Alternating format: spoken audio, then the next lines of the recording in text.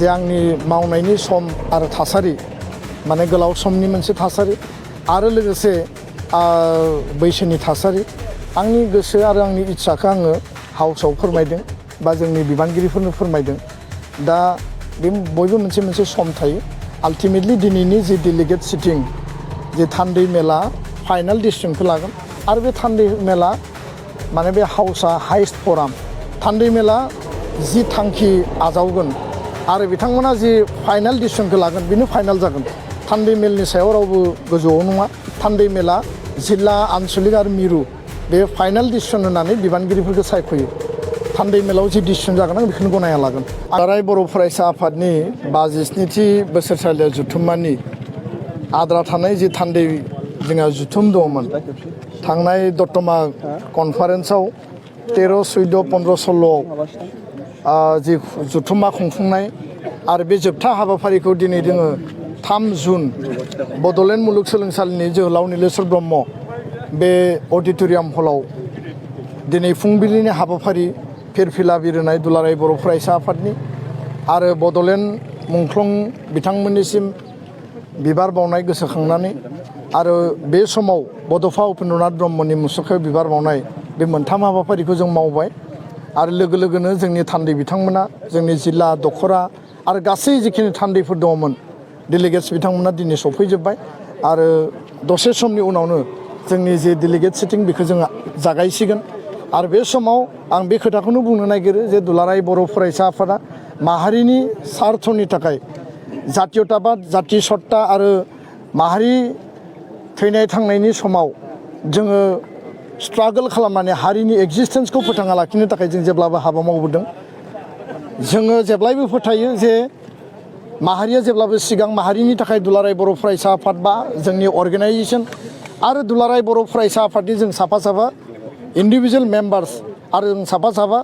हारि सिबिग्रा हारिनि सेबक आरो बेखायनो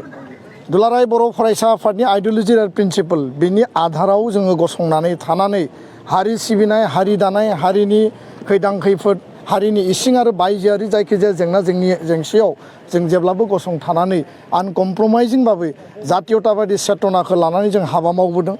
आरो जातीयताबाद माहारिबादखौ लानानै हाबा मावनाया देश निर्माणनिबो मोनसे गेदेर हाबाफारि दा बेखायनो बड'फाया बुंदोंमोन जे लिभ एन्ड लेट लिभ आरो बे थां आरो थांनानै थानो हो बुहुमनि बर'फोरा खौसे जानांगौ खौसेनि गेजेरजों जोङो हारि दानायनि गेरेमसा माहारिनि हाबा मावनांगौ बे आदर्शखौ लानानै जों हाबा मावदों दसे समनि उनाव जोंहा डेलिगेट सिटिं जागोन बेयाव दुलाराय बर' फरायसा आफादा बर' गोजोन गोरोबथा 2020नि आद्रा थानाय जि दफाफोर दङ बेखौ 100% मावफुंनायनि थाखाय जिखिनि आवाज दैखांनांगौ रिजलिउसन लानांगौ डेलिगेट हाउसआ बेखौ लागोन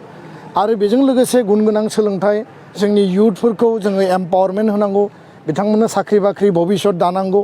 इयुथनि फिउचारनि थाखाय जोङो साननांगौ खारन एबसुआ मोनसे स्टुडेन्ट अर्गेनाइजेसन स्टुडेन्टनि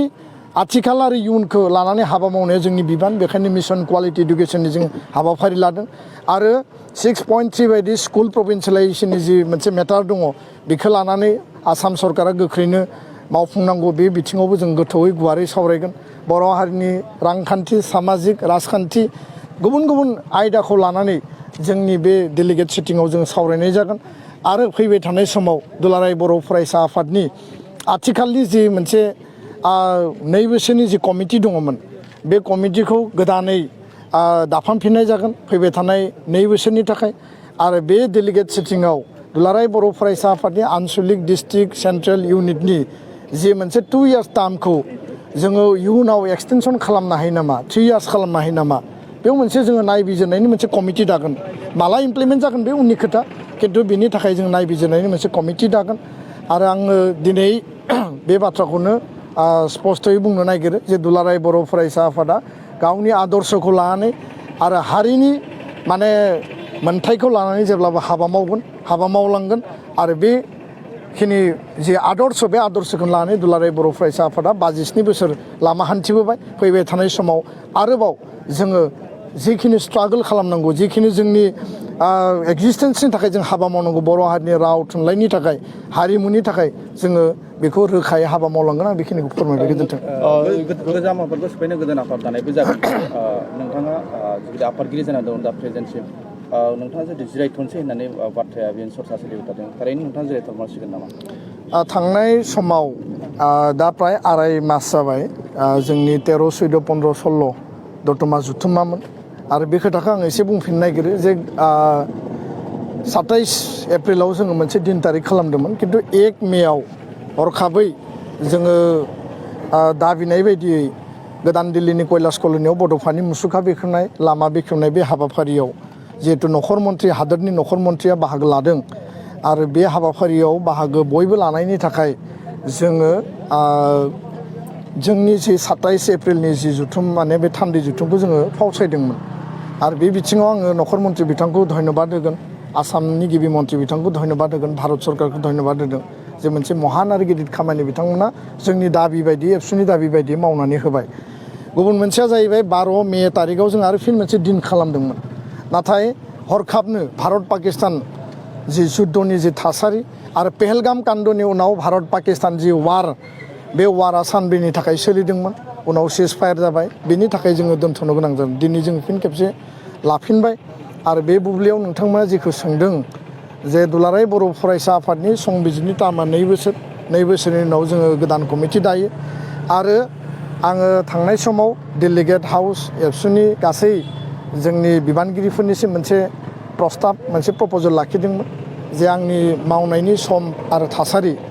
माने गोलाव समनि मोनसे थासारि आरो लोगोसे बैसोनि थासारि आंनि गोसो आरो आंनि इच्छाखौ आङो हाउसआव फोरमायदों बा जोंनि बिबानगिरिफोरनो फोरमायदों दा बे बयबो मोनसे मोनसे सम थायो आल्टिमेटलि दिनैनि जि डेलिगेट सिटिं जे थान्दै मेला फाइनाल डिसिसनखौ लागोन आरो बे थान्दै मेला माने बे हाउसआ हाइस्ट फराम थान्दै मेला जि थांखि आजावगोन